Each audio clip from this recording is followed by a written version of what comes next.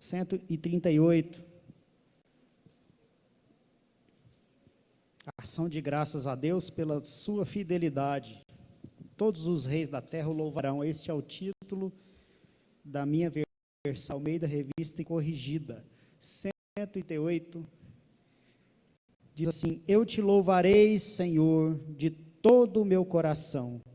Na presença dos deuses a ti cantarei louvores. Inclinar-me-ei para o teu santo templo e louvarei o teu nome pela tua benignidade e pela sua verdade, pois engrandeceste a tua palavra acima de todo o teu nome. No dia em que eu clamei, me escutaste, me fortalecendo a minha alma. Todos os reis da terra te louvarão, ó Senhor, quando ouvirem as palavras da tua boca, e cantarão os caminhos do Senhor, pois grande é a glória do Senhor. Ainda que o Senhor é excelso, atenta para o humilde, mas ao soberbo conhece-o de longe.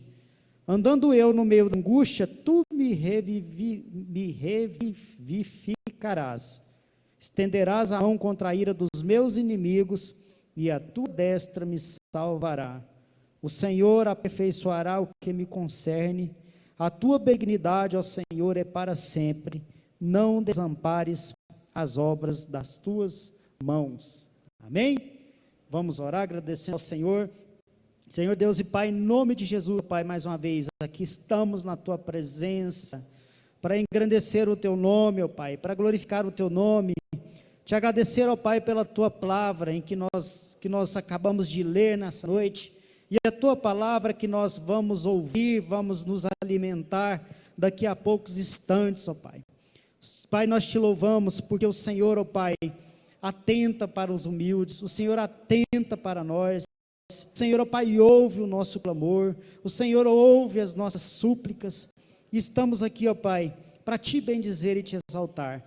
Te pedimos, ó Pai, que nós possamos, ó Pai, sair daqui edificados pela tua palavra, que possamos sair daqui nesta noite, ó Pai, curados pela tua palavra, que em nome de Jesus Cristo, ó Pai, nós possamos deixar de fora toda preocupação e elevar a nossa mente, a deixar os nossos ouvidos atentos à tua palavra, para que ela possa, Pai, cumprir o propósito pela qual ela será lançada, que é o Pai de edificar, que é de consolar, que é de alimentar, que é de nos ensinar o caminho, e que possamos, ó Pai, sair daqui mais obedientes, mais santos, mais, ó Pai, com vontade e disposição, ó Pai, de servir ao Senhor cada dia mais. Em nome de Jesus Cristo, Pai, te pedimos pelos irmãos que estão enfermos, que o Senhor visite cada um nesta hora, nos hospitais, em casa, nas UTIs, nos leitos, que o Senhor, ó Pai, possa trazer restauração e cura nesta hora. Queremos também te agradecer, ó Pai, pelas bênçãos, pelas vitórias que o Senhor tem concedido, ó Pai, ao teu povo na área da saúde, na área financeira. Ó Pai, em nome de Jesus, nós te agradecemos por tudo. Perdoa, Pai, os nossos pecados. Em nome de Jesus, assim nós oramos e te agradecemos em nome de Jesus. Amém. Os irmãos podem se assentar. Gostaria de passar a oportunidade para o Ministério de Adoração, para que possamos adorar a Deus com 3 cânticos. Amém? Louve ao Senhor, abra sua boca, não fique calado, mas adore ao nosso Deus. Aleluia.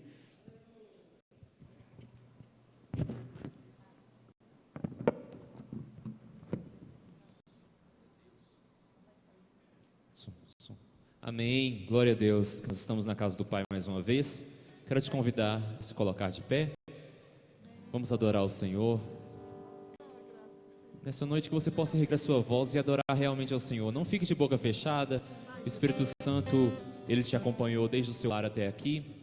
Vamos adorar o Senhor com coração quebrantado, coração piedoso, em nome de Jesus. Aleluia.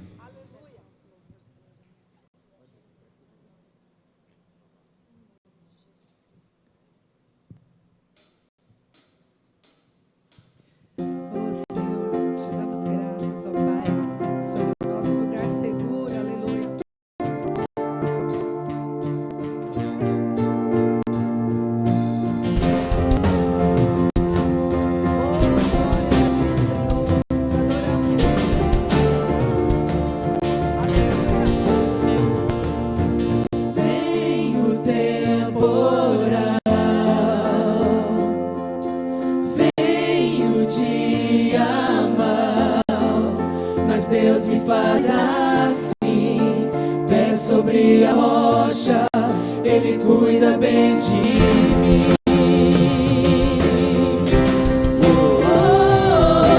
Guarda minha saída, guarda minha entrada, Ele é minha sombra, mão direita que não falha. Durante o dia o sol não pode me ferir, com Ele à noite eu posso até sorrir.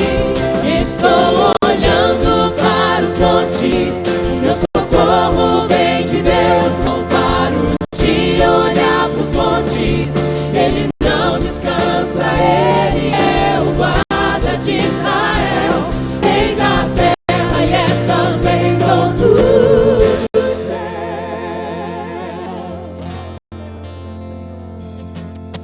Vem o temporal, vem o dia mau, mas Deus me faz assim, pé sobre a rocha, Ele cuida bem de mim.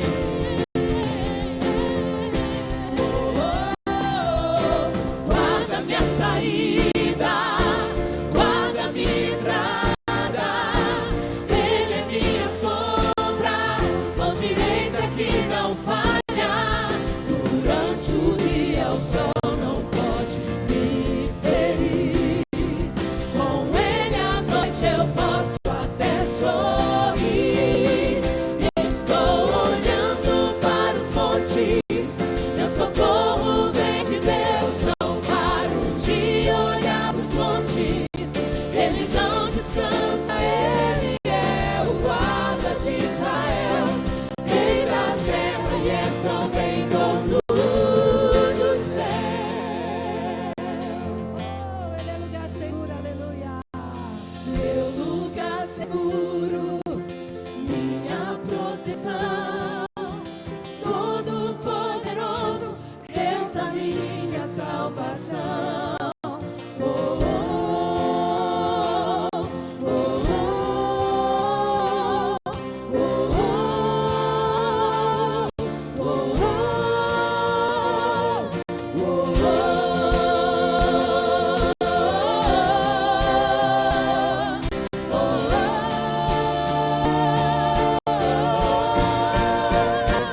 Estou olhando para os montes, meu socorro vem de Deus. Não paro de olhar para os montes, Ele não descansa, Ele é o guarda de Israel, Rei da terra e é também dono do céu. Estou olhando para os montes, meu socorro vem de Deus. Não paro de olhar para os montes, Ele não descansa, Ele é o guarda de Israel, Rei da terra e é também dono do céu. Aleluia. Oh, aleluia. Quantos aqui prestaram atenção nessa letra maravilhosa? Queridos, nós podemos dizer como salmista: eleva os olhos para os montes, de onde me virá o socorro. De quem vem o meu socorro? O meu socorro vem do Senhor, Criador dos céus e da terra, e é nele que nós nos fiamos. A nossa esperança, a nossa fé está no Deus da nossa salvação. Amém, igreja? O nosso Deus é o grande Deus. Quão grande é o nosso Deus, por isso nós louvamos, por isso nós exaltamos e vamos continuar cantando e adorando. Quão grande é o meu Deus. Aleluia!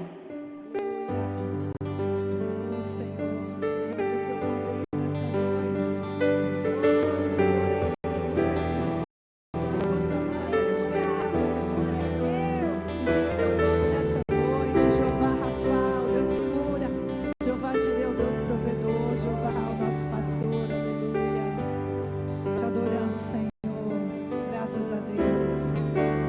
Quão grande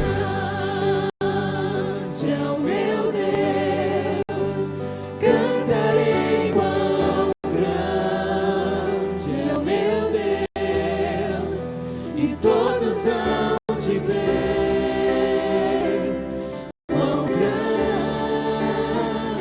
é o meu Deus. Nosso Deus é onipotente. Grande é o meu Deus, cantarei quão grande é o meu Deus, e todos hão de ver quão grande é o meu Deus.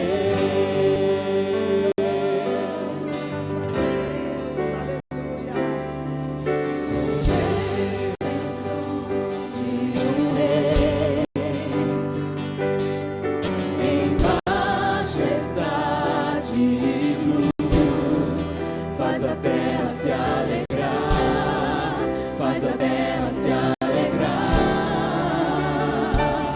Ele é a própria luz, e as trevas vão fugir, tremer com sua voz, tremer com sua voz. Quão grande é o meu Deus, cantarei quão grande é o meu Deus, e todos hão de ver quão grande é o meu Deus.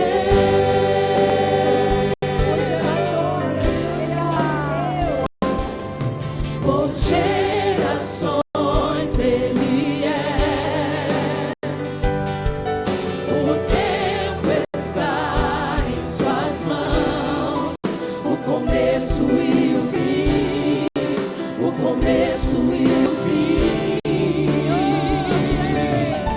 Três se formam em um, Filho, Espírito e Pai, o cordeiro e o leão, o cordeiro e o leão. Quão grande é o meu Deus, cantarei quão grande é o meu Deus, e todos hão de ver quão grande é o meu Deus.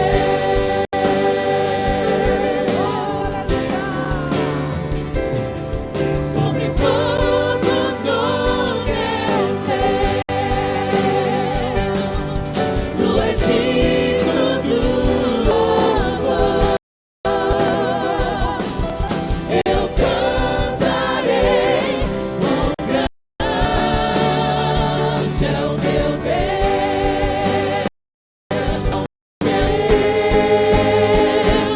quão grande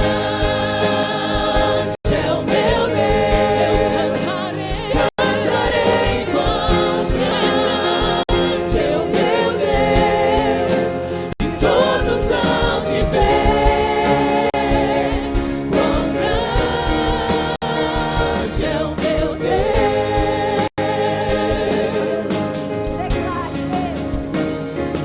Quão grande é o meu Deus, cantarei quão grande é o meu Deus, e todos hão de ver quão grande é o meu Deus.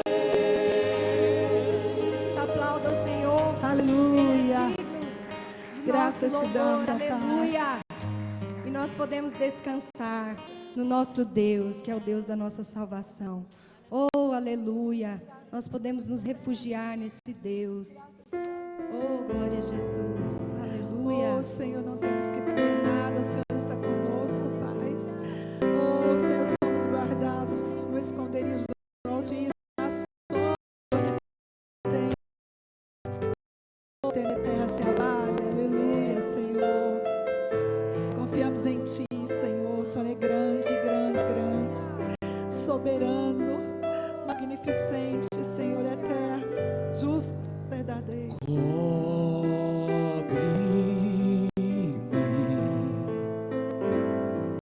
com suas mãos, com poder, vem me esconder, Senhor. Seu trovão e o mar se erguendo vem, sobre a tempestade eu voarei, sobre as águas tu também és rei. Descansarei, pois sei que és Deus. Aleluia, Senhor, nosso refrigério. Minha alma está segura em ti. Oh, tu sabes, Deus, sabes bem que em Cristo firme está. Se o trovão e o mar se erguendo vem, sobre a tempestade eu voarei, sobre as águas tu também és rei. Descansarei, pois sei que és Deus. Se o trovão e o mar se erguendo vem, sobre a tempestade eu voarei, sobre as águas tu também és rei. Descansarei, pois sei que és Deus. Minha alma, nossa alma está segura em ti, Deus. Alma está segura em ti. Sabes bem, em Cristo firme está. Se o trovão e o mar se erguendo vem, sobre a tempestade eu voarei, sobre as águas tu também és rei. Descansarei, pois sei que és Deus. Se o trovão e o mar se erguendo vem, sobre a tempestade eu voarei, sobre as águas tu também és rei. Descansarei, pois sei que és Deus. Descansarei, pois sei que és Deus. Descansarei, pois sei que és Deus.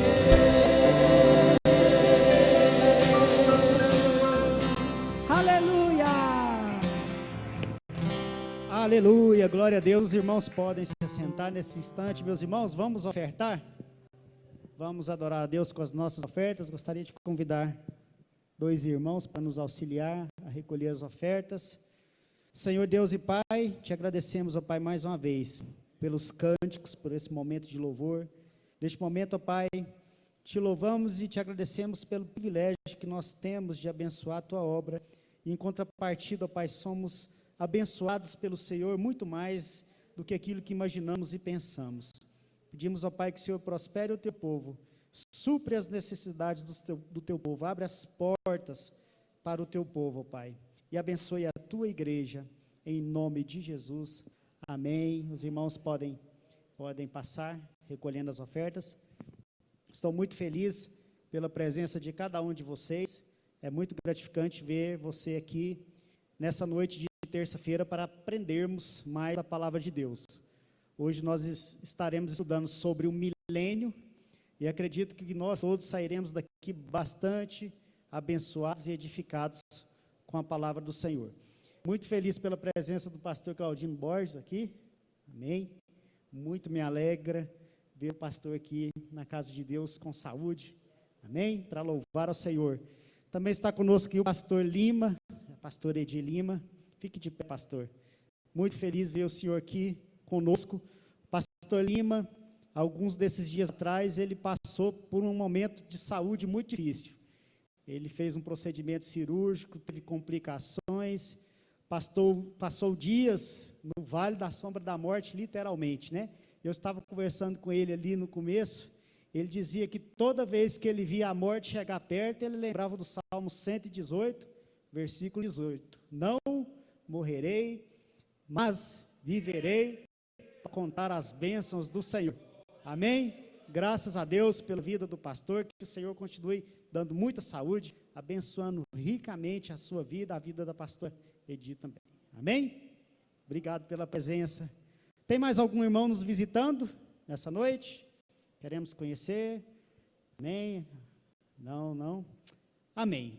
Deus abençoe cada um de vocês que vieram. Então, neste momento, Gilearde, Deus te abençoe, seja muito bem-vindo no nosso meio, sinta-se bem no nosso meio. Amém? Deus te abençoe ricamente. Amém? Então, agora vamos passar a palavra para o pastor João Batista Rosa, para que nós possamos estudar a palavra de Deus, e hoje o tema será o milênio. Amém? Graças a Deus.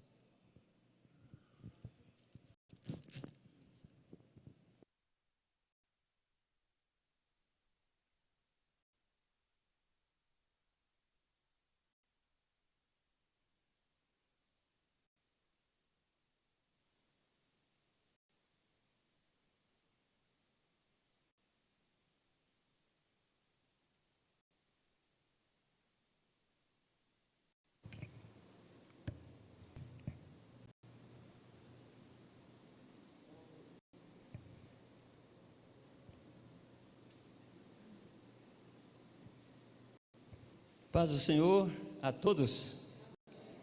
Por favor, abra sua Bíblia no livro do Apocalipse. Hoje nós leremos 6 versículos, do verso de número 1, capítulo 20, verso 1 ao 6. Por favor, vamos ler.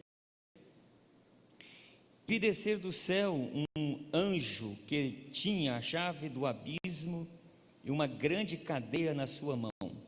E ele prendeu o dragão, a antiga serpente, que é o diabo e Satanás, e amarrou-o por 1000 anos. E lançou-o no abismo, e ali o encerrou e pôs selo sobre ele, para que não mais enganasse as nações, até que os 1000 anos se acabem. E depois importa que seja solto por um pouco de tempo. E vi tronos, e assentaram-se sobre eles, e foi-lhes dado o poder de julgar, e vi as almas daqueles que foram degolados pelo testemunho de Jesus, e pela palavra de Deus, e que não adoraram a besta, nem a sua imagem, e não receberam o sinal em suas testas, nem em suas mãos, e viveram e reinaram com Cristo durante 1000 anos. Mas os outros mortos não reviveram até que os 1000 anos se acabaram. Esta é a primeira ressurreição. Bem-aventurado e santo aquele que tem parte na primeira ressurreição. Sobre este não tem poder a segunda morte, mas serão sacerdotes de Deus e de Cristo, e reinarão com Cristo 1000 anos. Pois bem, meus irmãos, eu gostaria de classificar com vocês esses 6 versículos, para vocês que alguns estão anotando, né? Eu queria classificar com vocês. Hoje, então, nós estaremos falando sobre o milênio, não é mesmo? Então, observa que o capítulo de número 20, do verso 1 ao 3, nós temos aí a prisão de Satanás. Está falando da prisão dele aí. Ele vai ser amarrado e ele vai ficar preso por 1000 anos, literalmente. Depois, no verso de número 4 e 5, você tem o privilégio do juízo, 4 e 5, que no caso tronos, e se assentaram sobre eles, e foi-lhe dado o poder de julgar. Isso quer dizer que Jesus vai julgar, mas também algumas pessoas irão julgar com Jesus. Estes mesmos que vão julgar, eles vão reinar com Cristo durante 1000 anos. E você tem uma terceira divisão aí, que está no verso 6, o privilégio das testemunhas de Cristo, que no caso está no verso 6, bem-aventurado e santo aquele que tem parte na primeira ressurreição. Estes reinarão com ele por 1000 anos, reinarão com Cristo por 1000 anos. Pois bem, então esta é a divisão aqui desses 6 versículos. Nós queremos dizer que, basicamente, irmãos, há 4 escolas sobre o milênio, né? Eu vou falar apenas de 3. Há uma que pensa que o milênio já aconteceu, e ele aconteceu na história, por isso tem um cunho histórico. Eles encaixam eventos que tem no Apocalipse na história. É conhecida também ou aliada a uma visão chamada preterista. Você tem uma segunda maneira de interpretar o milênio, que é simbolicista. Eles creem que o milênio está acontecendo agora, nesses exatos 2000 anos que Cristo veio e morreu, né? E Cristo está reinando. Se ele está reinando, está difícil, né, irmãos? Né? E nós temos essa terceira escola, que é a pré-milenista. Essa pré-milenista, né, crê que haverá um milênio literal de 1000 anos, ou seja, nesses 2000 anos, 2021 aí, Cristo está formando a igreja. Ele vai arrebatar a igreja vai para o céu, ficará lá 7 anos, aqui na terra estará acontecendo 7 anos de tribulação. Deus estará tratando com a nação de Israel, mas de uma forma geral com o mundo inteiro, né? No final dos 7 anos, Cristo vai voltar. Ele volta visivelmente, capítulo 19 do Apocalipse, e ele volta com a igreja, os santos e também com os anjos. E ali ele derrota os inimigos de Israel, e quando ele derrotar os inimigos de Israel, ele vai instaurar um juízo chamado juízo das nações. Por que ele vai instaurar esse juízo das nações? Porque haverá nações na grande tribulação, que serão amigas de Israel, vão ajudar Israel. E haverá nações que serão inimigas de Israel. Então ele vai julgar essas nações que forem inimigas de Israel durante a tribulação, para habilitá-las a entrarem no milênio. E as que forem inimigas de Israel, perseguindo Israel durante a tribulação, elas já serão condenadas e lançadas no inferno. Pois bem, isso está registrado no capítulo 25, de acordo com o pensamento pré-milenista. Amém. Nós não vamos tratar isso bem detalhado aqui, porque o nosso alvo hoje é falar sobre o milênio, especificamente sobre o milênio. Semana que vem a gente vai considerar o capítulo 20, todo ele, e nós vamos falar sobre o juízo final e explicando a questão do juízo das nações. De maneira que esse juízo das nações é para habilitar as nações a entrar no milênio. Pois bem, fiquemos aqui então. Agora, observa o detalhe. Quando Cristo vier em glória, ele vem para salvar Israel, ele vem com a igreja. Como é que ele vem? Ele vem com o corpo glorificado. A igreja estará vindo com o corpo glorificado. A Jerusalém celestial, ela vai descer também. Ela vai ficar pairando sobre a Jerusalém terrestre. E Cristo e a igreja vão ficar nessa Jerusalém celestial. Israel será a nação central na terra, na Jerusalém terrestre. Cristo e a igreja vão governar o mundo. Não é só apenas Cristo, Cristo e a igreja. Agora imagine você com o corpo glorificado, andando aqui nesse mundo, no meio dos homens ainda com carne e sangue. E todos vão saber que você é a esposa do Cordeiro. Viu, gente? Tanto que isso vai ser extraordinário. Outra coisa que a gente tem que pensar, no final da tribulação, nós já vimos isso, vamos ver alguns slides, que a Terra estará praticamente destruída, portanto o ecossistema não estará funcionando. As potências do céu serão abaladas, né? O calor vai aumentar, né? Os astros vão cair do céu, como diz a Bíblia, fala as estrelas, né? Os homens desmaiarão de terror, uns vão pensar e pedir para os montes caírem sobre eles para morrerem de tamanho pavor. A fauna praticamente vai estar destruída, a flora nem se fala, né? Então o que vai acontecer? Quando ele desce, para ele formar o milênio, ele tem que restaurar todas as coisas.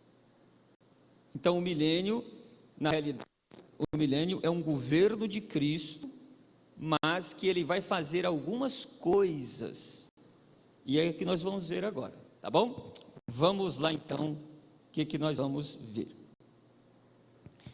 Então observa, na formação da igreja, Deus está então formando a igreja, já tem mais de 2000 anos, e após a formação ela vai ser arrebatada ao céu, né? Está lá, após o arrebatamento, começará um período de 7 anos de tribulação na terra. Tem gente que não acredita que vai acontecer 7 anos de tribulação na terra. Os simbolicistas que creem que o milênio já está acontecendo, eles acham que a tribulação será um período em que haverá um declínio de apostasia e vai culminar com o aparecimento do anticristo, e que a igreja vai conviver nesse período e vai conhecer o anticristo. E não tem arrependimento antes. Ele vai descer visivelmente. Os simbolicistas, se quiserem saber,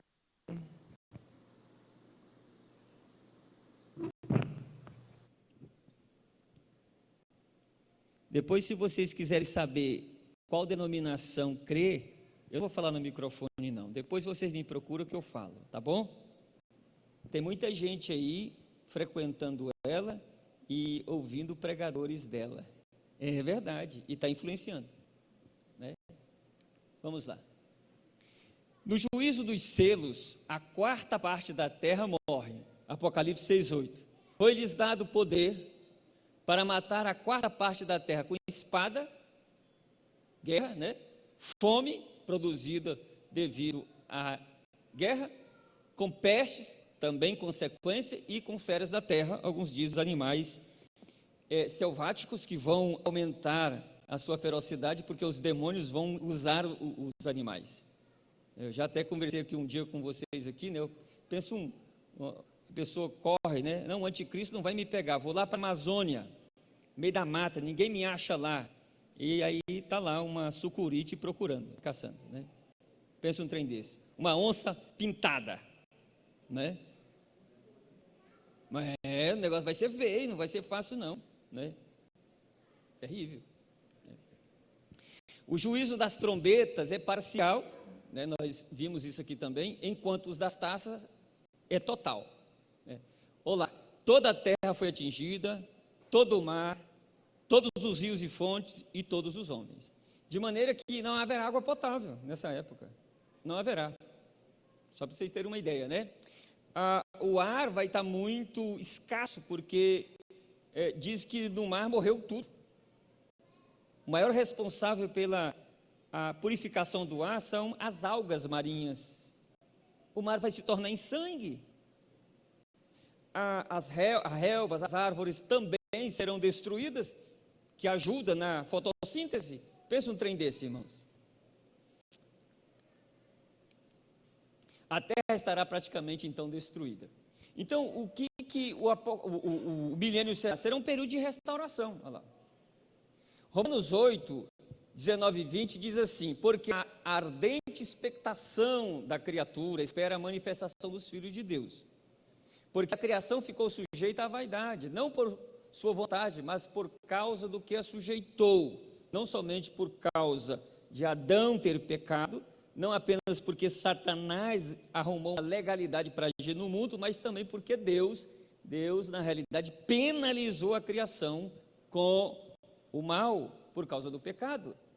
Verso 21 e 22, na esperança de que também a mesma criatura seja libertada da servidão da corrupção para a liberdade agora dos filhos de Deus, porque sabemos que toda a criação geme e está juntamente com dores de parto. Deixa eu só basicamente explicar isso aqui. Irmãos, quando Jesus vier e Ele transformar o nosso corpo, no corpo glorificado, os que estiverem mortos serão ressuscitados desse corpo glorificado, né? E Ele então passar os 7 anos de tribulação, vem o julgamento das nações, aí vem o milênio. É tão interessante que por esse texto aqui que a gente entende, é que quando o pecado entrou no mundo, o texto diz que a terra foi amaldiçoada, maldita é a terra por causa de ti, Adão. 3,17 de Gênesis. Isso quer dizer que as plantas não produzem aquilo para o qual elas têm que produzir, foram criadas. Isso quer dizer que a flora, ela não funciona como deveria funcionar. E aí o milênio, ela vai funcionar. Pensa você plantar um pé de ramágio como melancia, Valdisson, e você não dá conta de vencer a melancia. De tanta melancia. Entendeu? Pensa você plantar pé de maçã, uma macieira, e você não vai vencer a maçã. Porque a maldição vai ser tirada. Fizer uma restauração completa. Os animais estarão mansos. Isaías 65, 25, o lobo e o cordeiro se apacentarão juntos, e o leão comerá palha como o boi, e pó será comida, consequentemente, da serpente. Não farão mal nem dano algum em todo o meu santo monte, diz o Senhor. Pensa um negócio desse. O milênio. C, a restauração da longevidade. 65, 20 de Isaías, não haverá mais nela criança de poucos dias, nem velho que não cumpre os seus dias, porque o menino morrerá de 100 anos, porém o pecador de 100 anos será amaldiçoado. Pensa um pouquinho nessa ideia.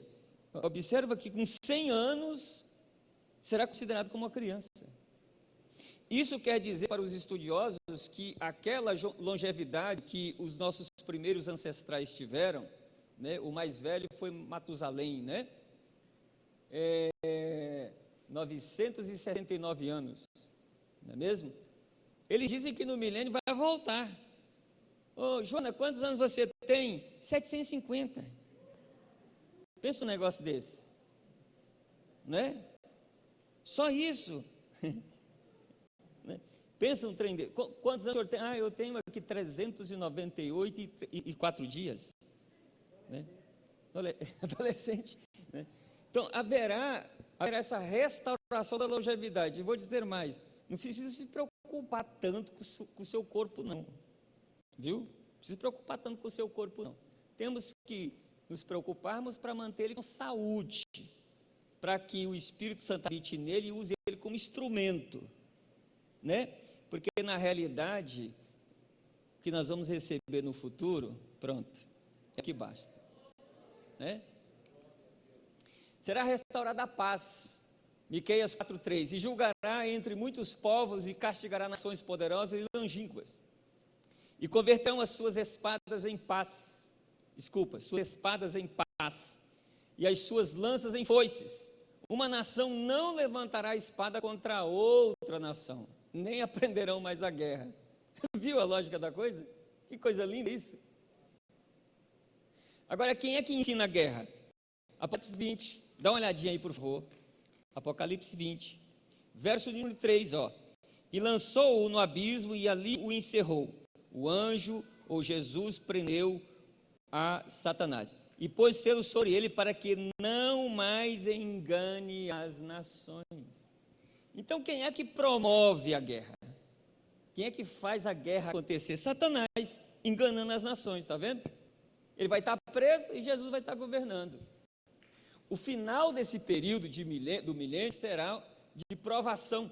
Está lá no verso 7 e 8, e acabando-se os 1000 anos, Satanás será solto da sua prisão. E sairá o quê?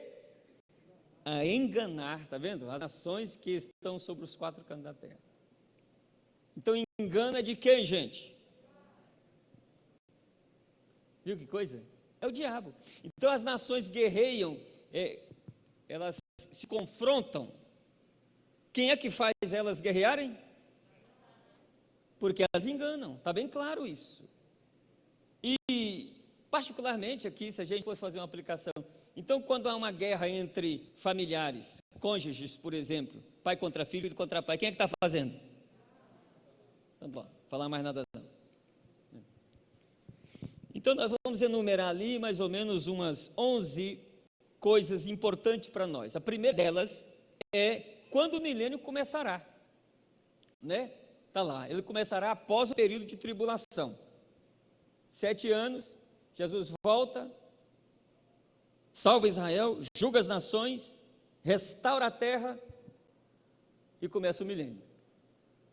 A volta visível dele, capítulo 19, né? Lembra?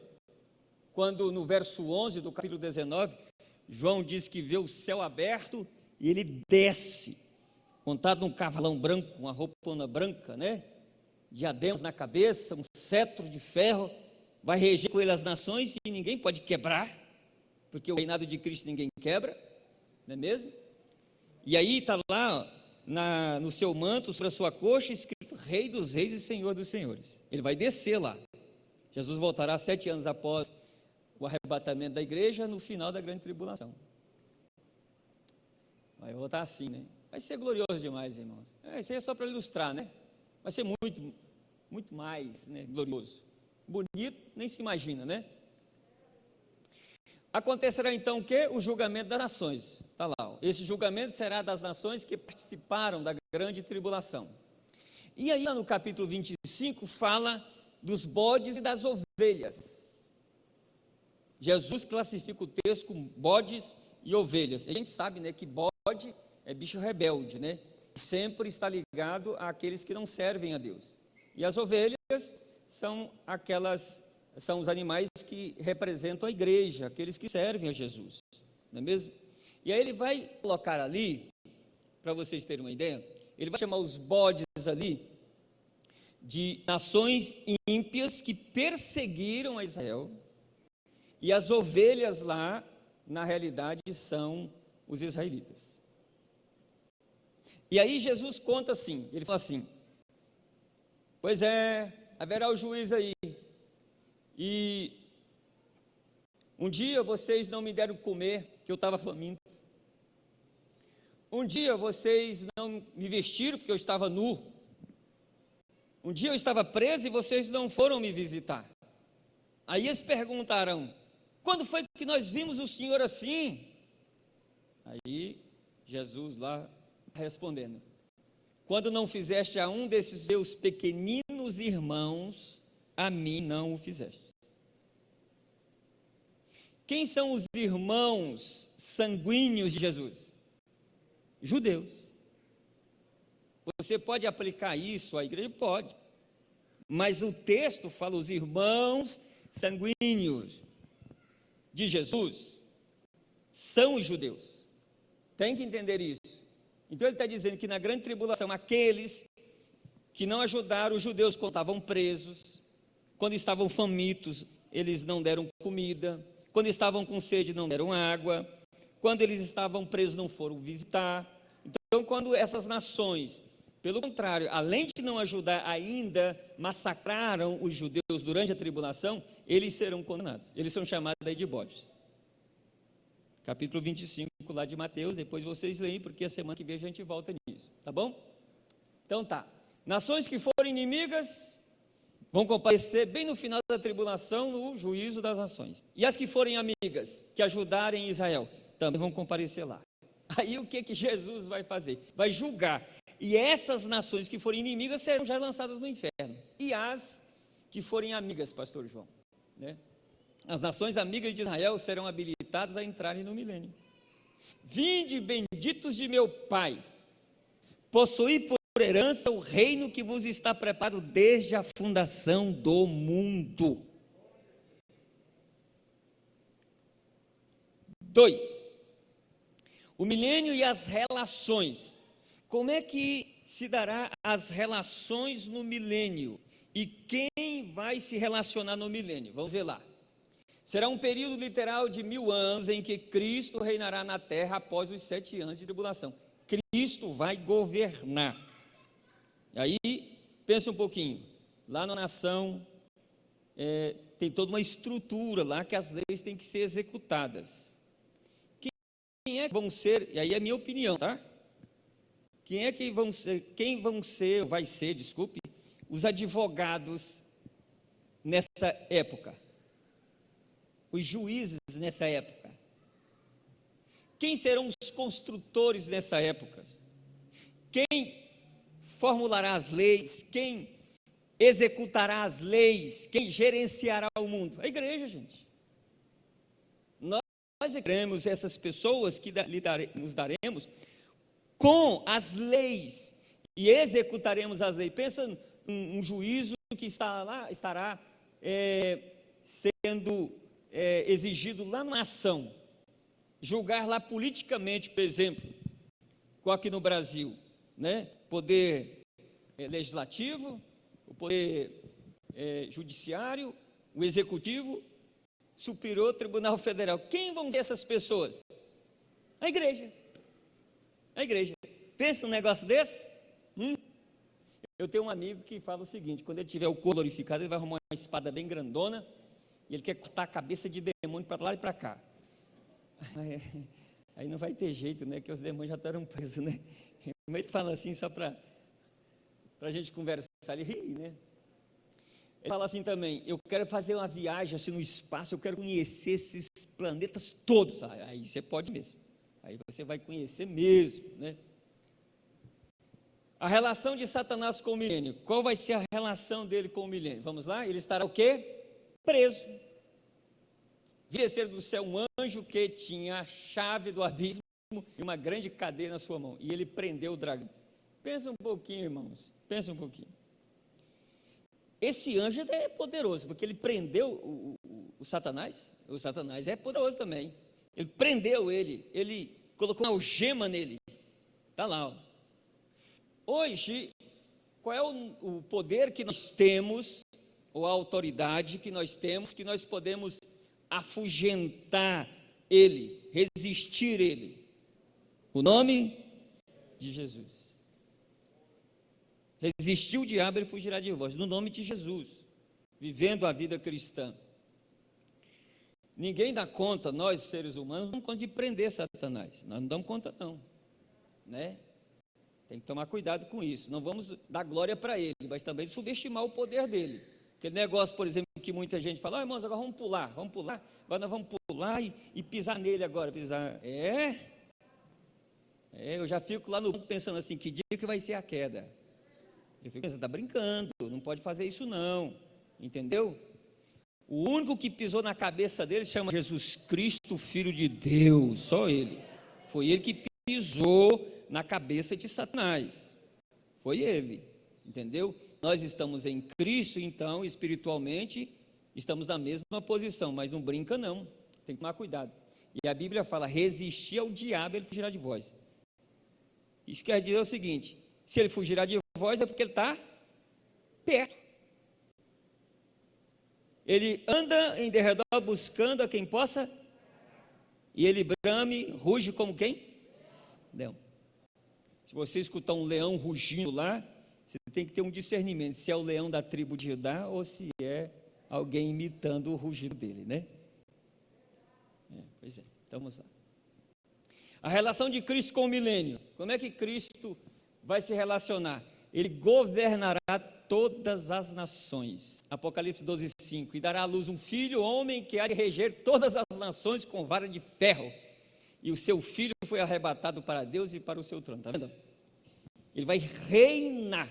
Hoje ele já é rei, pastor João, Mas ele reina literalmente hoje? Não, um dia ele vai reinar.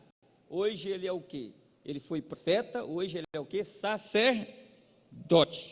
Ele está onde, pastor João? No céu. Hebreus, capítulo de número 7, verso 25. Se você quiser ler, você lê lá. Fala assim, ó, e eu gosto muito desse versículo. Fala assim, e ele é o nosso sacerdote, ou sumo sacerdote, que vive sempre. Eu gosto muito da palavra sempre que está lá. Vive sempre para interceder por nós. Então a pergunta é, por que e para que ele vive? Ele vive sempre para quê, gente? Por quem? Então é a mesma coisa dizer o seguinte, ele falaria para você assim, ô meu filho João Batista, você sabe por que eu estou vivendo para sempre? Sabe por que eu resolvi viver para sempre? Não, por quê? Para interceder por você. Por causa de você. Olha que coisa fantástica, maravilha, né? Agora imagine, irmãos, nós convivendo com o próprio Cristo, coroado, vestido de rei, cetro na mão, e ele dando ordem para nós, e nós o louvando e adorando, sempre, sempre e sempre. É privilégio ou não é? Que é isso? 3. O caráter espiritual do milênio. Vamos lá? João 18:36, Jesus diz assim, respondeu Jesus, o meu reino não é deste mundo. Apesar que tem muita gente, hoje em dia, né, querendo fazer como Pedro, quando ele subiu no monte da transfiguração, lá, e quando Moisés e Elias apareceu conversando lá com Jesus acerca da morte de Jesus, né, e eles foram envoltos em uma nuvem, e Cristo então, ele fez com que a glória dele viesse à tona, né? Ele se transfigurou, a palavra lá mudou de forma, era tanta glória que Pedro caiu, botou a boca no pó e falou, aqui é bom demais, o negócio aqui é fantástico. Aí ele falou para Jesus, Jesus, é bom, vamos fazer o seguinte, vamos fazer uma tenda para ti aqui em cima, outra para Moisés e outra para Elias, vamos fazer uma tenda aqui? Aí a voz vem do céu e diz, este é meu filho amado, aí ele ouviu. O que Pedro está compreendendo? O que eu entendo o que Pedro está compreendendo? Pedro não está compreendendo que a natureza da primeira vinda de Jesus, do reino dele, era espiritual. Ele pensava que era material. Ele está pensando que Jesus vai montar o trono dele naquele monte, vai fazer o palácio e ele vai governar o mundo e destruir Roma. Ele não entendeu. E aí o pai fala, Pedro, você não está entendendo nada, rapaz. Você não está vendo? Este é meu filho, obedece ele, rapaz. Tanto é que quando eles descem do monte, Jesus dá uma ordem para eles, né? Porque Pedro tinha a língua na ponta dos dentes, né? Ia falar o que não devia, né? O reino caracterizado pela justiça, olha lá, ó. Mateus 25:37. Então os justos lhe responderão. Está vendo a palavra justo lá? As nações. E com relação a Israel, Isaías 60:21, olha lá, ó. E todos os do teu povo serão justos, para sempre herdarão a terra. Então a palavra justo e justiça aí, no caso, se a gente pegar isso e pensar em justificação, justificação é o ato pelo qual Deus declara o pecador sem culpa perante si pelos méritos de Cristo. Então o justo é aquela pessoa que foi declarada sem culpa diante de Deus, porque tem os méritos de Cristo Jesus na vida dele. Aí os justos. Assim o Senhor Deus fará brotar a justiça e o louvor para todas as nações. Isaías 61:11. Então será um reino de justiça. O reino caracterizado pela obediência. Salmos de número 22, 27 e 28. Todos os limites da terra se lembrarão e se converterão ao Senhor, porque o reino é do Senhor e Ele domina entre as nações. Vão se converter, vão obedecer ao Senhor. Isso no milênio. O reino caracterizado pela santidade. Salmos 47, verso 8, Deus reina sobre os gentios, Deus se assenta sobre o trono da sua santidade. Ezequiel 43, 12, esta é a lei da casa, sobre o cume do monte, todo o seu contorno em redor será santíssimo, eis que esta é a lei da casa. Falando do templo, né? Você pega o capítulo 40 em diante de Ezequiel, vai falar sobre o templo que vai ser construído no milênio. Por isso ele é chamado de templo de santidade. Outra coisa, o reino caracterizado pela verdade. Isaías 16, 5, porque o trono se firmará em benignidade e sobre ele, no tabernáculo de Davi, se assentará em verdade um que julgue e busque o juízo e se apresse a fazer justiça. Se assentará em verdade, em verdade. Inclusive nós fizemos uma palestra aqui sobre verdade e mentira, né, no Apocalipse. Um reino caracterizado pela plenitude do Espírito, está lá, Ezequiel 37, 14, e porei em vós o meu Espírito, e vivereis, e vos porei na vossa terra, e sabereis que eu, o Senhor, disse isto, e o fiz, diz o Senhor. É bom falar nisso aqui, porque Joel capítulo 2, verso 28, 29 e 30, fala da promessa do Espírito Santo descendo sobre a igreja. Isso se cumpre em Atos capítulo de número 2, verso de número 1 ao 4, principalmente, né? Quando desce o Espírito Santo lá. E Pedro toma a palavra e fala, isso é o que foi dito pelo profeta Joel, que nos últimos dias derramarei do meu Espírito sobre toda a carne. Só que, para os estudiosos, quando a gente estuda, você teve uma ação do Espírito em Jerusalém, Samaria, Judeia e até os confins da terra. Nós estamos vendo que o Espírito Santo está sendo derramado em todos os confins da terra. Porém, a promessa do derramamento do Espírito Santo total ainda não cumpriu. Será nessa era da igreja, pastor João? Não, não será na era da igreja. Será no milênio. É no milênio que Joel, capítulo de número 2, 28, 29 e 30, vai se cumprir literalmente. Total. Então será um reino caracterizado totalmente pelo domínio do Espírito Santo. O Espírito Santo vai atuar na humanidade. Satanás vai estar preso, não tem demônio solto, não tem maldição. Pensa um negócio desse, e o Espírito Santo agindo na vida das pessoas. Pensa um negócio desse. Que coisa que vai ser esse mundo? Isso vai promover muita coisa. Quando eu estiver chegando ali à frente, eu vou falar o que vai promover. Em quarto lugar, as condições existentes no milênio. Quais serão as condições? Vamos lá? Paz. Irão muitas nações e dirão, vinde, subamos ao monte do Senhor e à casa do Deus de Jacó, para que nos ensine os seus caminhos e andemos pelas suas veredas, porque de Sião sairá a lei e de Jerusalém a palavra do Senhor. Miqueias 4:2. Está vendo? Paz, paz e paz. 4:3 de Miqueias. E julgará entre muitos povos e castigará nações poderosas e longínquas, e converterão as suas espadas em paz, as suas lanças em foices. E aí uma nação não levantará espada contra outra nação, nem aprenderão mais a guerra. Vocês observaram um detalhe? Que eles vão transformar os instrumentos de guerra em instrumentos de trabalho. Então no milênio vai ter trabalho? Lá no jardim do Éden, quando Deus plantou aquele jardim, colocou Adão e Eva lá, está no verso 15 do capítulo 2, colocou no jardim para guardar e o lavrar. Então antes do pecado entrar tinha trabalho, o homem tinha que trabalhar. Mas qual era o trabalho do homem? Só lavrar a terra. Pensa o tanto que era fácil, irmão, né? Lavrar a terra, sabia que a sementinha que caía lá ia produzir, fazer uma limpezinha. Agora eu fico pensando, limpeza do quê, né? Porque não tinha praga, né? Como é que seria isso? É muito interessante. E isso vai voltar no milênio. Qual vai ser, então, o ofício de quem estiver nessa terra?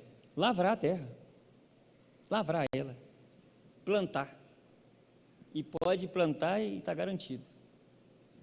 O que haverá mais no milênio? Olha lá, as condições, ó, alegria, santidade, glória, gozo, consolo, justiça, instrução, retirada da maldição, a doença será eliminada, cura dos deformados, proteção e trabalho. Como é que é? Cura dos deformados? Não está cego lá não?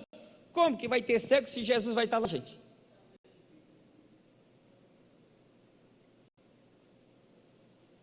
Ah, nasceu um filho lá que está com um problema lá de hidrocefalia. Ele vai falar assim: ô minha noiva, ô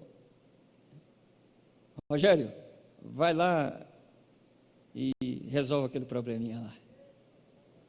Viu? Porque a humanidade, as nações vão continuar normal, vivendo, carne e sangue, mulher, marido, entendeu? Gerando filhos, e vão nascer pessoas com algum defeito. E aí o que vai acontecer? Debaixo do governo de Cristo, pronto, resolvido. É cego, a vista volta. É surdo, volta a ouvir. Nasceu com algum problema aí nas pernas, as pernas vão ser endireitadas. Não tem jeito. Vai ser perfeito, gente. Maravilha.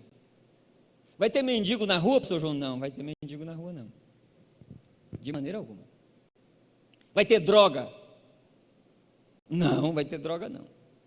Outra coisa, vai vender bebida no supermercado? Vai não. O governo é de Cristo. Vai ter guetos de prostituição? Também não. Não tem jeito. Pastor, então vai ser muito perfeito esse mundo. Vai, e nós nem imaginamos como vai ser. Tudo perfeito. Vai ser fantástico. Pleno conhecimento. Porque a terra se encherá do conhecimento da glória do Senhor, como as águas cobrem o mar. Isaías 11, 9. Pleno conhecimento, gente. Hoje, a humanidade, ela está ávida por conhecimento. Parece que quem tem conhecimento, parece que se torna o bambambam da vez, né? Isso já passou na história, quando os gnósticos começaram a ventilar isso antes de Cristo, durante Cristo e pós-Cristo. Até o quarto século foi terrível o gnosticismo influenciando mentes e também, através do gnosticismo, tendo ramificações de pensamentos e de heresias.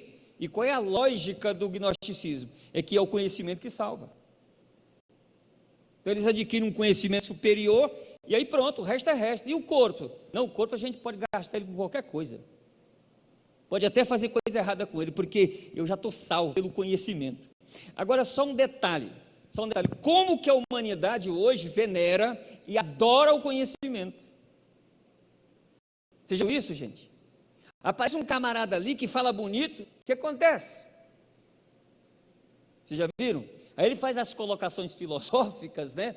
Aquelas colocações fantásticas, porque realmente são legais, né? Não são ruins, mas o problema é o seguinte: isso liberta o ser humano mesmo de Satanás, do engano, da mentira, gravidão, do pecado? Não.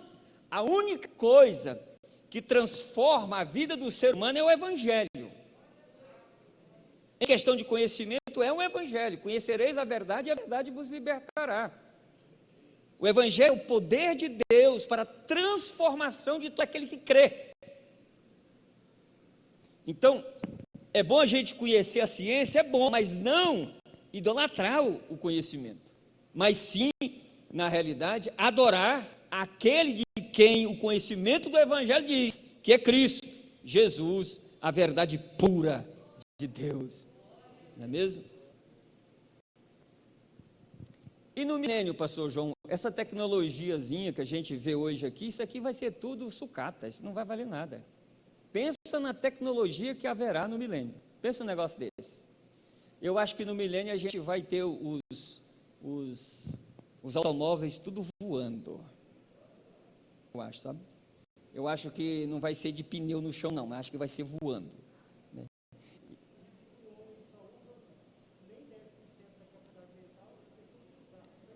Já imaginou?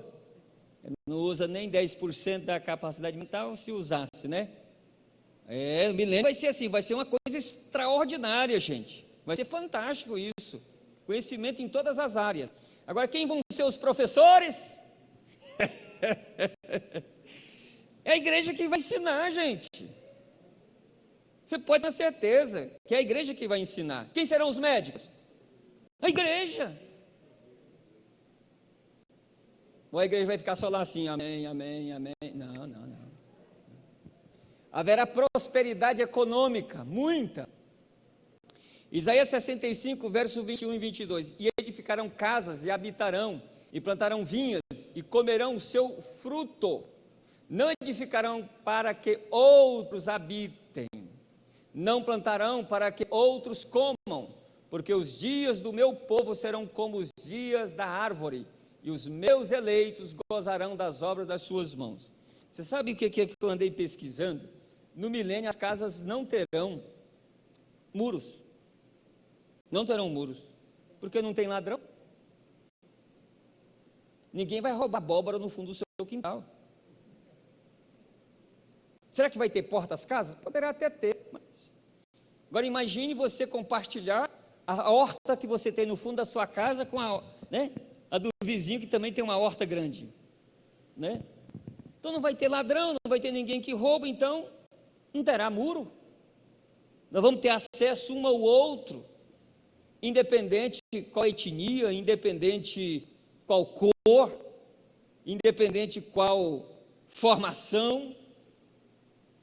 E eu fico pensando, irmãos, quando um estiver de um lado tocando um instrumento e o outro do outro lado, o que vai fazer, hein? Pensa um negócio desse. Vai ser um trem extraordinário. E a prosperidade, pastor João? O que você plantar, você vai colher, porque não tem maldição. Pastor, vai ter o bichinho da goiaba? Acho que não. Tem maldição? Não é mesmo? E aonde você pôr a mão, vai prosperar? Vai prosperar. Vai ser uma coisa extraordinária.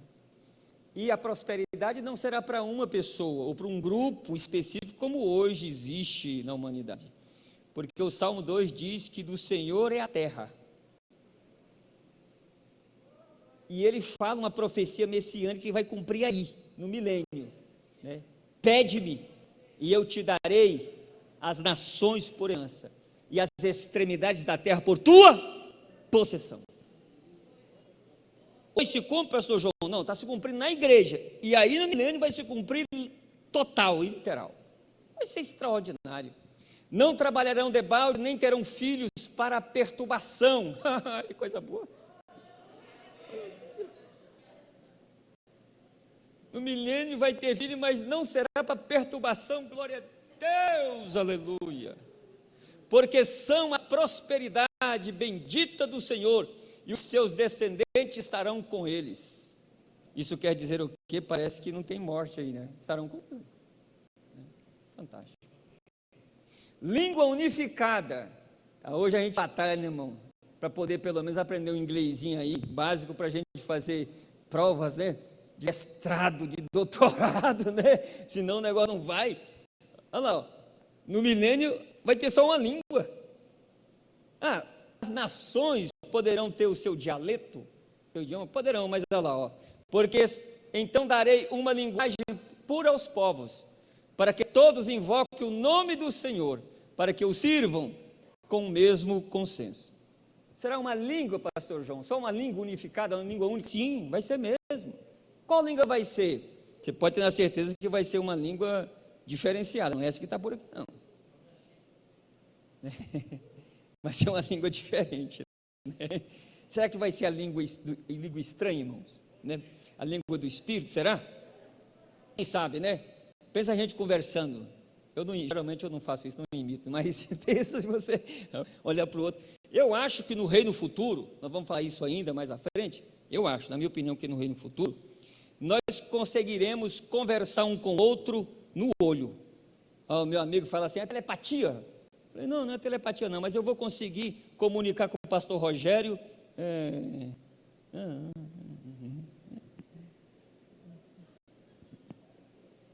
Eu acho, eu penso. Será algo extraordinário. Nós não experimentamos essa questão espiritual e sobrenatural que nós vamos experimentar, irmãos. Quando a Bíblia fala do corpo glorificado, o corpo glorificado é uma coisa extraordinária quando a gente lê ele na Bíblia. E nós vamos receber ele, essa capacidade de aumentar, aí aumentada, de pensar, de raciocinar. Nem imagine como é que isso vai ser grande. 5.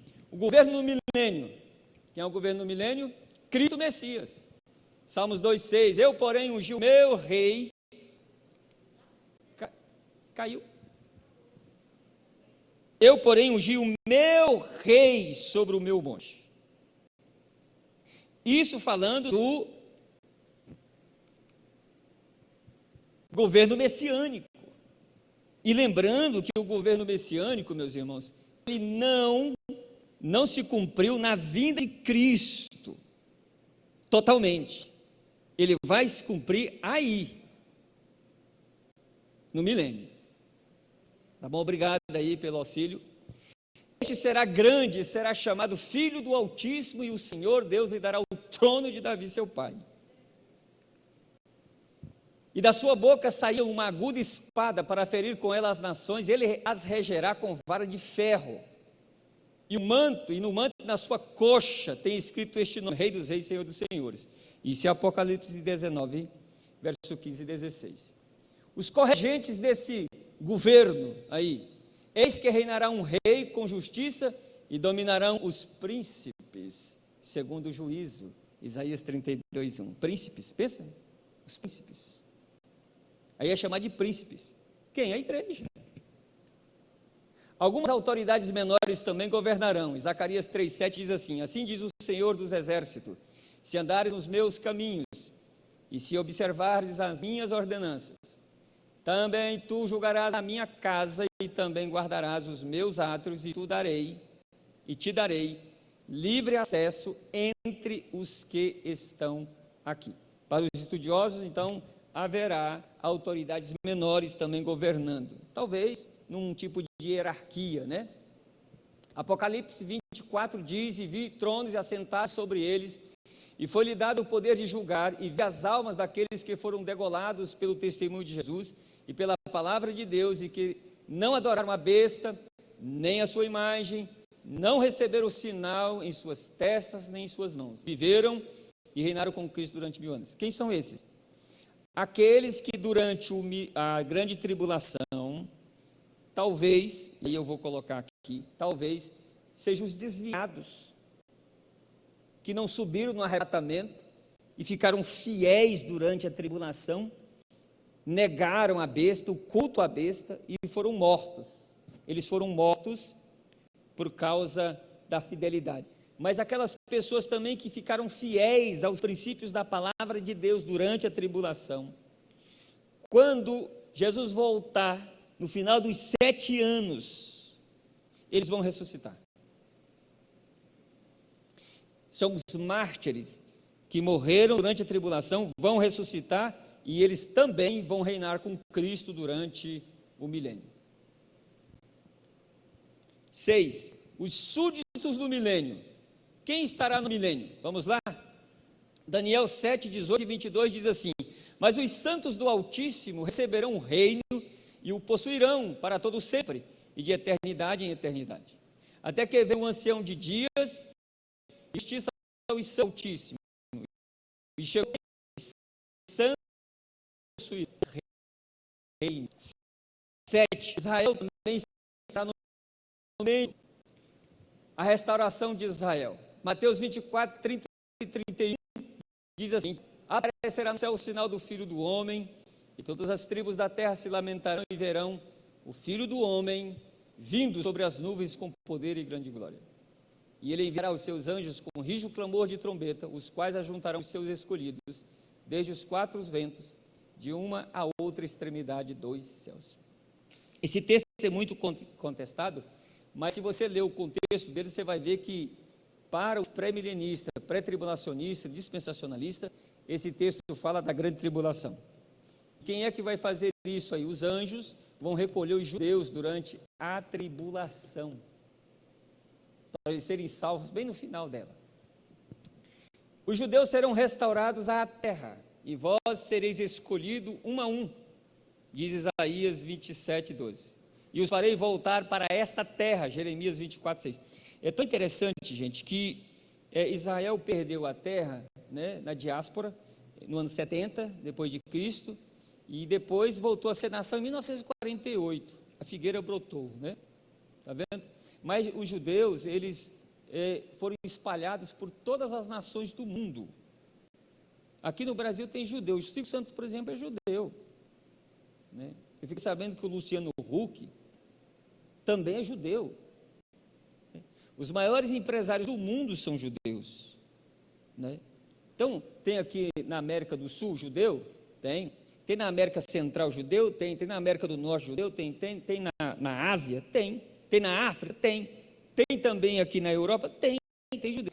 Então, observa que os judeus, eles serão, durante a tribulação, eles serão convocados a voltarem para a terra. E eles vão voltar. Isso é chamado de sionismo, isso já existe. A volta dos judeus para a sua terra, tá bom? Isso vai acontecer no final da tribulação, para que no milênio eles sejam a nação central da terra.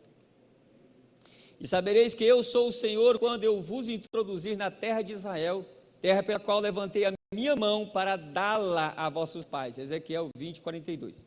É tão interessante, irmãos, isso também, porque as promessas que Deus fez para Israel nunca se cumpriram com relação à terra. Portanto, Israel ainda não ocupou todas as extremidades geográficas da terra que Deus prometeu. As promessas que Deus fez a Israel também não cumpriram as promessas materiais. Por isso, há necessidade do milênio para que eles tomem posse de toda a terra que Deus deu para eles e que também as promessas se cumprem na vida deles. Israel será a cabeça das nações no milênio, gente. Cabeça das nações aqui na terra, no milênio. E habitarão nela seguros, edificarão casas, plantarão vinhas e habitarão seguros quando eu executar juízo contra todos os que estão ao redor e que os desprezam, e saberão que eu sou o Senhor seu Deus. Ezequiel 28, 26.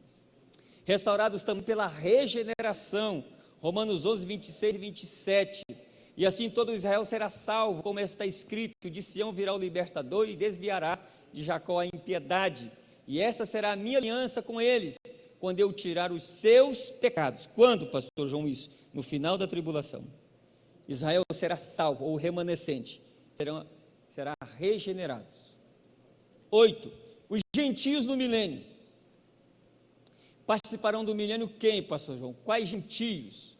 Aquelas nações que forem amigas de Israel durante a tribulação. Olha lá, 25, 34. Então dirá o rei aos que estiverem à sua direita: vinde, benditos de meu Pai, possuí por herança o reino que vos está preparado desde a fundação do mundo. E aí há também uma contradição dentro dos pensamentos teológicos.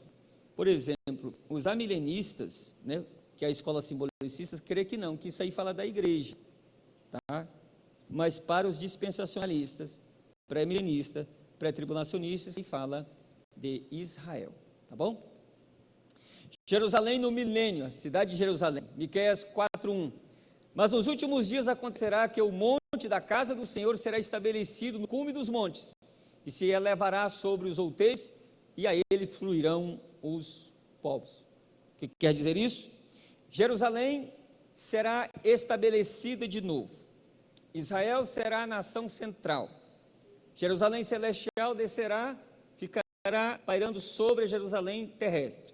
Israel vai estar aqui nessa Jerusalém terrestre aqui. O culto vai voltar, o culto no milênio vai voltar.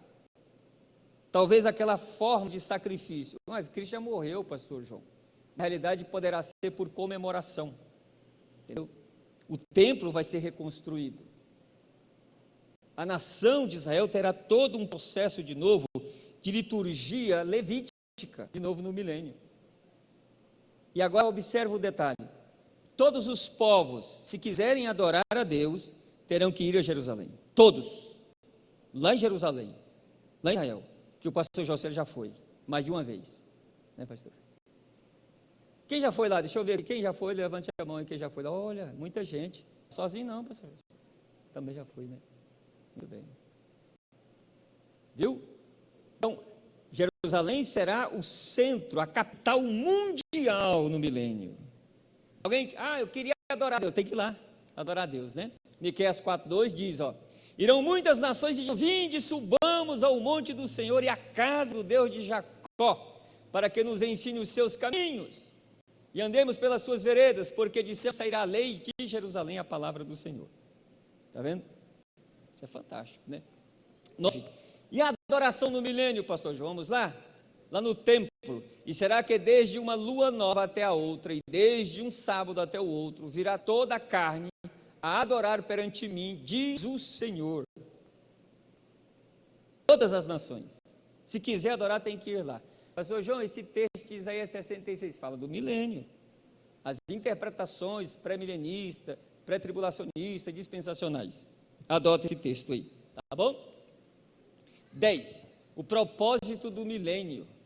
Desculpe, o templo, né? Desculpe, do templo. Por que o templo tem que ser construído lá? Por causa daquilo ali, para demonstrar a santidade de Deus. Também mediu o seu comprimento 20 côvados e a largura 20 côvados diante do templo e disse-me, este é o santo dos santos. Se você ler de novo, Ezequiel 40 em diante, você vai ver que ele estará restaurando o templo. E esse templo, o templo do milênio.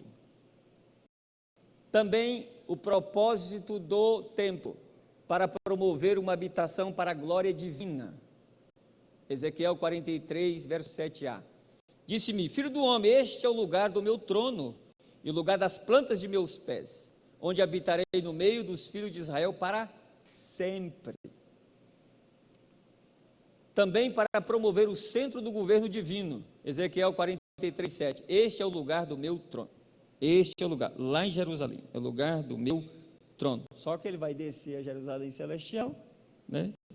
E pairando lá para governar. Está vendo que coisa? Vai ser fantástico, irmãos.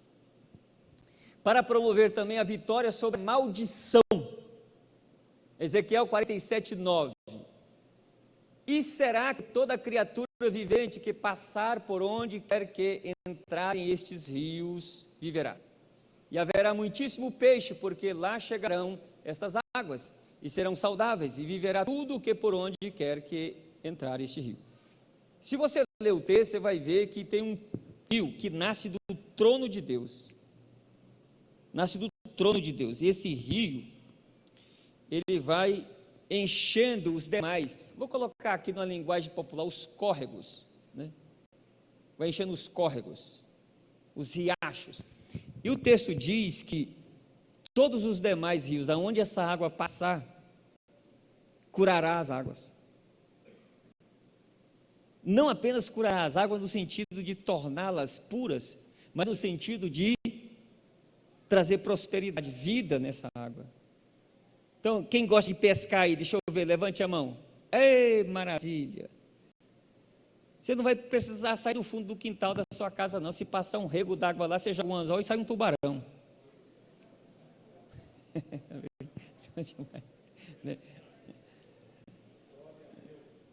O texto diz, haverá peixes. Você acha que vai ter trabalho para você ficar criando peixe? Não precisa mais não. Você vai jogar um anzol e você vai pegar. Você pode colocar a manteiga na panela, ligar o fogão e já pode... Pronto. Porque traz mesmo o peixe. No milênio, prosperidade, haverá. Lembre-se que na grande tribulação, a fauna e a flora, estará praticamente destruída. E lembrando que peixes, praticamente acabou. 11. o milênio em relação ao mundo em geral. Como é que vai ser essa questão do mundo em geral? Vamos lá? Para a gente encerrar. Os animais serão mansos, a flora toda será restaurada, não haverá armas, portanto não terá guerras. A habitação do Espírito Santo no povo será de forma intensa, abundante, fantástico. A ciência e o progresso atingirão o seu apogeu, a natureza será totalmente restaurada. E aí eu quero aqui aproveitar e dizer o seguinte: quem tem vontade de ter uma chacrinha aqui, levante a mão, deixa eu ver. Não, levante a mão mesmo, quem tem vontade, eu também tenho. No milênio você vai ter. No milênio você vai ter a chácara. Viu? No milênio você vai ter a chácara. Vai ser fantástico isso, né? No milênio nós vamos ter a chácara. Aleluia!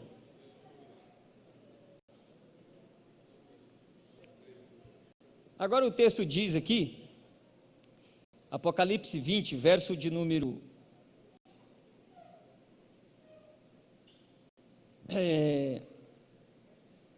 3, e depois importa que Satanás seja solto por um pouco de tempo. Verso 7, e acabando-se os 1000 anos, Satanás será solto da sua prisão e sairá a enganar as nações que estão sobre os 4 cantos da terra. Pois bem, agora a grande questão é, para que Jesus não deu fim a esse camarada? Por que ele tem que ser solto, gente? Está aí no... Boa pergunta, né? Ali eu enumerei ali 4 coisas, não é meu, né? São de estudiosos, mas eu vou acrescentar algumas coisas.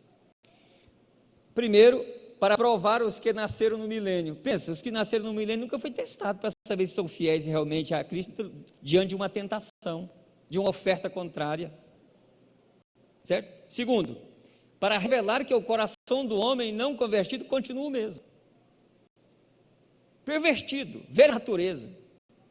Terceiro, demonstrar quão pecaminosa é a natureza humana caída. Quarto, demonstrar que Satanás é incorrigível em qualquer tempo. Mas parece que fica vago ainda, né? O que poderia ter mais sobre isso? Por que ele vai ser solto? O texto diz aqui, ele sairá para enganar as nações. Enganar as nações. Agora, continue lendo comigo o verso de número 8. E sairá a enganar as nações que estão sobre os 4 cantos da terra, Gog e Magog, cujo número é como a areia do mar, para as ajuntar em batalha, uma guerra. Verso 9, subiram sobre a largura da terra e cercaram o arraial dos santos e a cidade amada, mas desceu o fogo do céu e os devorou. Para aí, o que ele está dizendo aqui para nós? Gog e Magog aqui não é o de Ezequiel 37, 38, porque aquilo lá se cumpriu no final dos 7 anos. Isso aqui então é outro levante contra o propósito de Deus.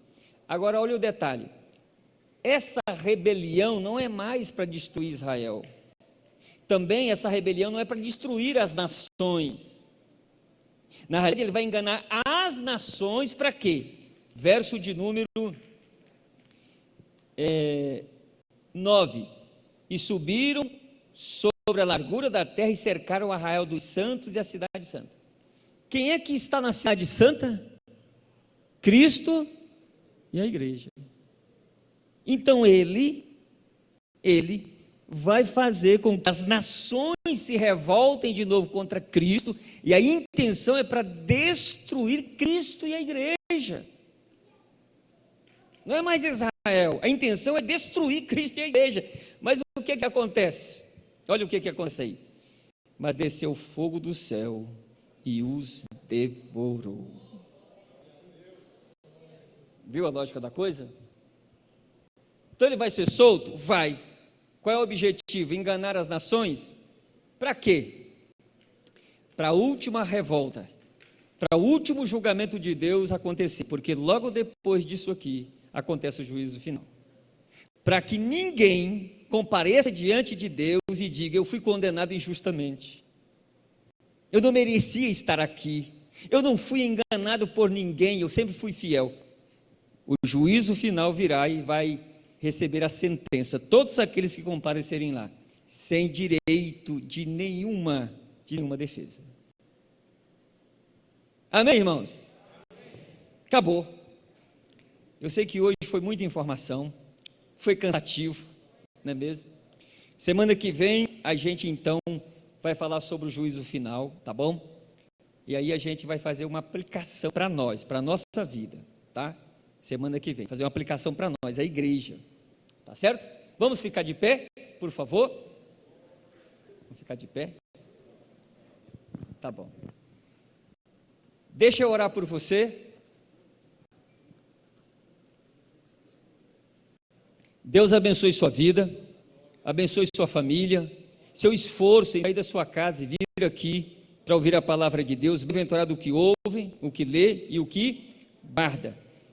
Que você seja feliz, que Deus te recompense, que Deus te abençoe, que Deus te responda ainda essa noite, tá bom?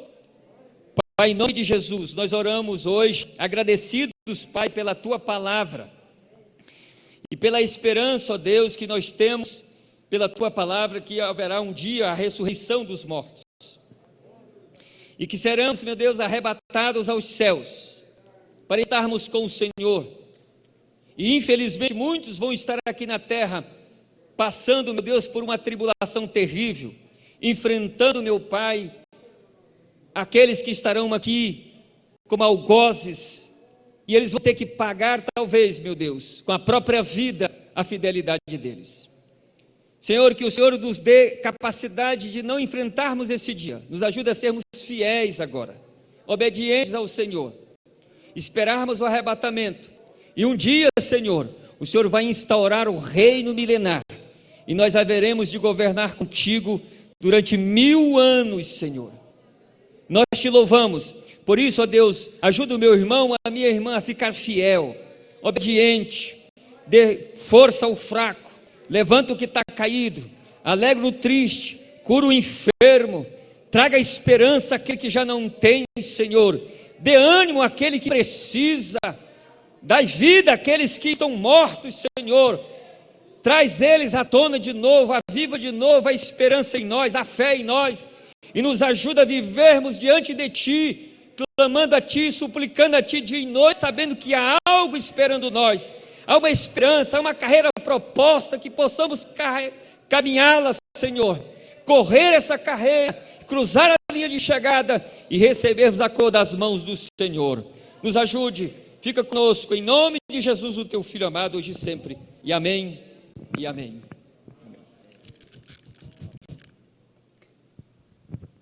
Nós já estamos encerrando, queridos. Vem o 27º ACAD.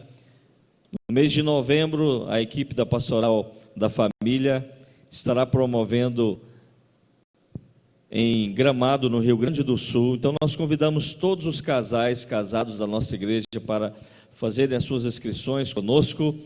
E, se Deus quiser, teremos lá lindas palestras para nós, casais, e as inscrições já estão abertas. Será 10 pagamentos de R$ 580 para o casal, com tudo incluso, traslado aéreo, hotel, toda a alimentação, e você não pode perder. Serão 4 dias inesquecíveis, no mês de novembro, e se Deus quiser, nós teremos ali um grande encontro para a glória de Deus. E façam suas inscrições também na nossa secretaria para o jantar dos casais casados agora no dia 11, no mês que vem. Somente 13 vagas nós temos disponíveis. Faça, porque as vagas são limitadas. Amém? Que o grande amor de Deus Pai, que a graça de nosso Senhor e Salvador Jesus Cristo, que as bênçãos e as consolações do Espírito Santo de Deus seja sobre todos nós e a nossa família, agora e para sempre. Amém. Quinta-feira tem rede de mulheres. Venham participar em nome de Jesus.